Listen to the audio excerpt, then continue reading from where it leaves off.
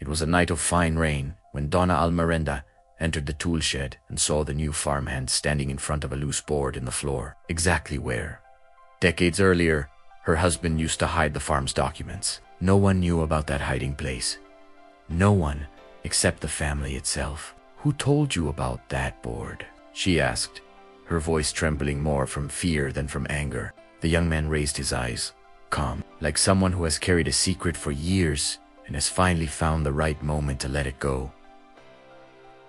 "You won't believe me now," he said, "but I have known this house since before I was born. To understand how an unknown farmhand, who had arrived only a few weeks earlier, knew more about the secrets of that family than the children themselves, it is necessary to go back a few years, to a farm surrounded by coffee and silence, in a time when no one imagined that an injustice buried too deeply would one day have the courage to come back to the surface. If you like stories like this, with hidden truths and hearts that refuse to give up, stay with me until the end.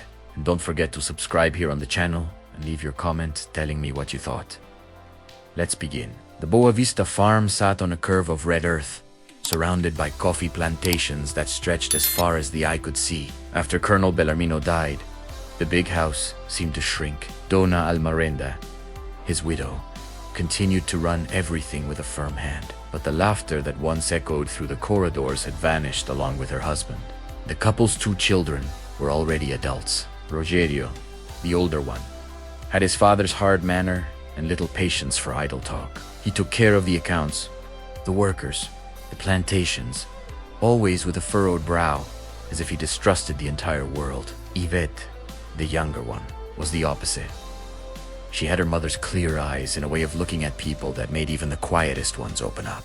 She tended the garden, the sweets, in the kitchen, and, in secret, a notebook where she wrote stories she never showed to anyone. It was on a morning in May that a thin man, about 25 years old, wearing a worn hat and with calloused hands, appeared at the gate asking for work. He said his name was Zika. He gave no surname. He did not say where he came from. He only said that he knew how to work the land, cattle and tools, and that he worked for food, a bed, and a fair wage. Rogerio wanted to send him away without a second thought. "A farm is not a shelter for people without a past," he said, crossing his arms. But Donna Almerenda, who was watching everything from the veranda, asked her son to wait. There was something in the way that young man held his hat, a way of looking at the big house, almost as if he recognized a place from another life, that awakened more curiosity than distrust in her. "Let him stay for a week," the lady sighed. "If he works properly, he can stay longer." Zika worked from dawn to dusk without complaint. He mended fences, cared for the newborn calves, with a gentleness that impressed even the oldest farmhands. And in his rest hours, he sat alone under a mango tree, looking at the big house as if waiting for something. It was Ivit who first noticed the small oddities. One day, while passing near the corral, she heard Zeka humming a tune softly to calm a frightened calf. It was a song that Ivette herself used to sing as a child, taught by a woman who had cared for her and her brother in their childhood. A song the family never knew had left that backyard. "Where did you learn that song?" she asked, surprised. Zeka hesitated, as if he had said too much. "My mother used to sing it," he answered, lowering his eyes. "She loved that tune very much." Ivette paid no more attention to it at the time, but she kept the question. Days later, it was Rogerio who was surprised. Needing to repair an old gate at the back of the old corral, he heard Zika comment, almost without thinking, that gate had been built in the same year that Colonel Bellarmino's first son was born, and that before the wooden gate there had been a wire fence that fell every time it rained hard. Rogerio stopped the hammer in midair. "How do you know that?" he asked, suspicious. "That was before I was born." Zeka shrugged, trying to act as if it were nothing. "Must be something I heard around Mr. Rogerio's small land. Big mouths." But Rogerio did not forget, and little by little, that feeling of strangeness spread through the whole house, like a shadow that no one pointed out loud, but that everyone felt passing by. Donna Almerenda alone, in her room, sometimes looked out the window and saw the young man working in the middle of the coffee plantation, and an old tightness, almost forgotten, returned to press against her chest. There was something in that way of walking, in that way of lowering his head before speaking, that reminded her of someone she had tried, for years, not to remember. The distrust grew for good one Sunday afternoon, when the family gathered the workers for a simple lunch, an old tradition from the colonel's time. It was at that lunch that Donna Almarinda, without meaning to, mentioned a tin box that held old memories, hidden for more than 20 years in a compartment under the boards of the tool shed. Zeka, who was sitting at the end of the table, turned pale. "That box," he said, almost without realizing he was speaking loudly, "has a red ribbon tied to the handle, doesn't it?" The silence that fell over the table was so heavy that even the chickens in the yard seemed to stop clucking. No one, besides Donna Almarinda herself, knew of the existence of that box, much less of the red ribbon. Almarinda herself. "Noah," she asked, her voice breaking. Zeka stood up, knocking over the chair by accident, and for a moment it seemed he was going to run away. But he held himself back. "I need to tell you something." Don Almerinda, sighed at last. "But I ask that you listen to me until the end, before you send me away." They all sat in the large living room. Don Almerinda Rogerio anni vecchi, while Zeka, standing, twisted his hat in his hands, the way he had on the day he arrived. "My mother's name is Maricota," he began. "She worked in this house for 12 years, caring for Colonel Bellarmino's 2 children as if they were her own. She was the woman who taught Mr. Rogerio to ride a horse, and who sang to Miss Ivet so she would fall asleep. When you were still a baby?" Ivet brought her hand to her mouth, her eyes already filling with tears. Rogerio Harar clenched his jaw, but did not interrupt. "One day," Zeka continued, "money disappeared from the colonel's office, a large sum set aside to pay for the harvest. They accused my mother. They said only she had access to the room, that only she could have done it. She swore on her knees that she was innocent, but she was thrown off the farm that same day, without the right to say goodbye to the children she had raised, without receiving what she was owed, and with her name ruined throughout the entire region. No other farm would hire a supposed thief." Zeka's voice trembled, but he went on. "My mother started life over far from here, in a small village, washing clothes for others, sewing whatever came her way, raising me practically alone, never setting foot on a farm again. To this day, despite all these years, she never accepted the injustice. But she also never had the courage to come back and claim what was hers. She told me every detail of this house, every song, every hiding place, so many times, and with so much affection, that I grew up feeling as if I had lived here too. That is why I decided to come alone first, without telling her anything, to see if there was still any chance of proving the truth before bringing that hope back to her heart." Donna Almarinda covered her face with her hands. Memories she herself had buried out of shame returned all at once. The hurried dismissal, the furious husband, no one investigating properly, no one listening to the woman who cried swearing she was innocent. "I came to this farm," Zeka said, "not to ask anything of you. I came because I needed to see with my own eyes the place my mother loved so much, and perhaps, if God willed it, find some proof that she told the truth. I discovered from an old worker who lives in the neighboring village that another person also had access to that office at the time, a man who no longer works here, but who, according to that worker, spent money he did not have soon after the sum disappeared. Rogerio, silent until then, finally spoke, his voice hoarse. Custodio, Esaid, the former foreman." Zeka nodded. "I found a letter he wrote to a relative, still kept by his family, regretting what he had done and mentioning my mother's name. It is not a full confession, but it is enough to show that she should never have been thrown out that way."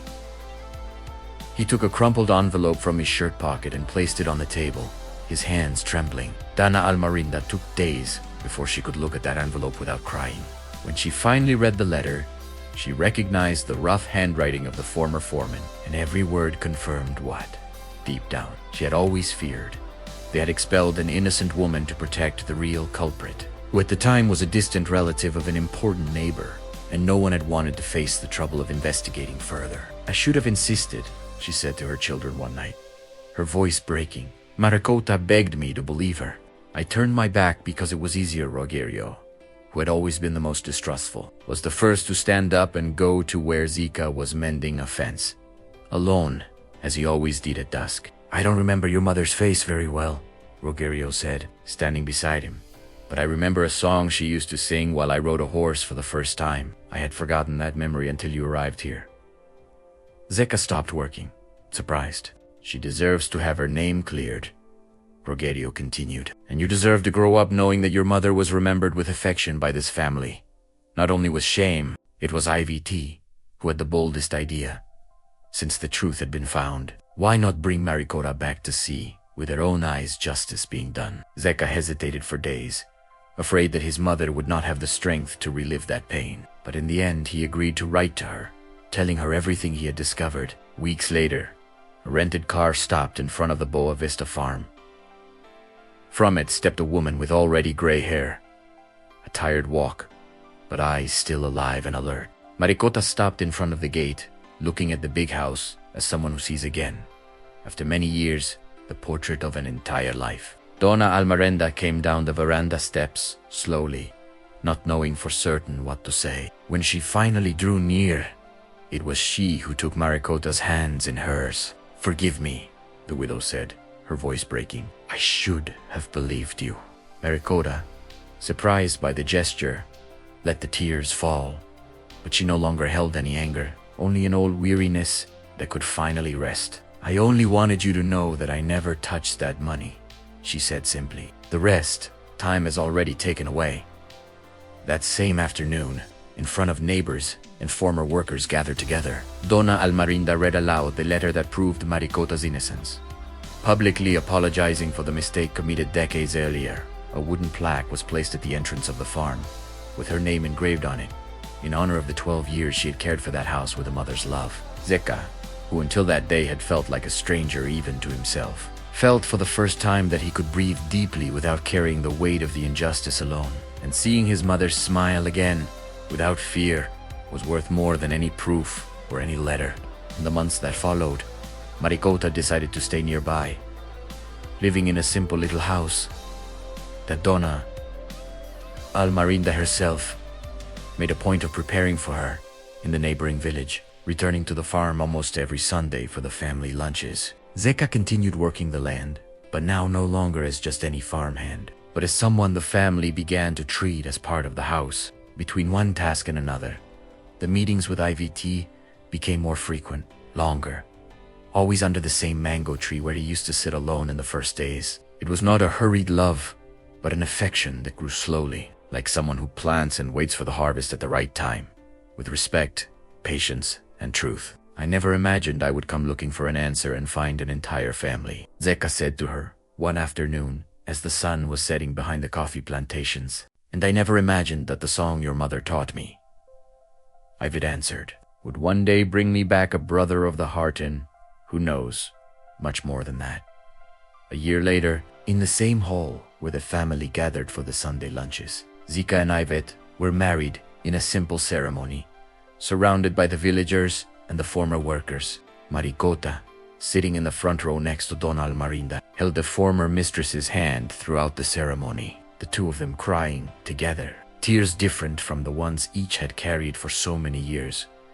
They were tears of a debt finally paid, not in money, but in truth and in love. This story reminds us that the truth, even when buried 4 years under silence and shame, finds a way to come back to the surface. Sometimes it arrives slowly, through a tune, hummed softly, through a hiding place that no one should know about, through a young man who crosses kilometers, carrying only the memory of his mother and the hope of justice. The injustice committed against Maricota could have been forgotten forever, if it had not been for the faithfulness of a son who refused to let her story die in silence, and the courage of a family that, even late, chose to see the truth and ask for forgiveness. Shows us that it is never too late to mend what was broken by fear or by convenience, and that the reunion, when it comes surrounded by truth, can heal wounds that seem too old to heal. May this story remain in the heart of whoever heard it, as a reminder that true love, whether of a mother whether of a son, whether the love that is born after the pain, always finds the way home.